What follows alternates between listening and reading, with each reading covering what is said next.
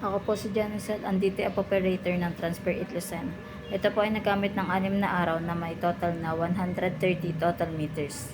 Ito naman po ang printer head area. Ito po ay hindi pa po napapalitan simula noong February 28, 2024. Ito naman po ang capping na may 100% po good condition po. Clean.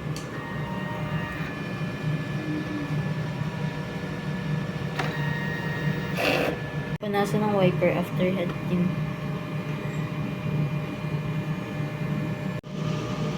Nozzle check. Ang ink tank naman ay tama lang ang level. ABR at ground wire. Dito po nakalagay ang powder at saka ink. Dito naman po nakalagay ang used at film. Ang base tank naman ay kakapalit lang kanina. Ito naman po ang aming daily output. Ito naman po ang consumable withdrawal. Ito naman po ang aming physical inventory.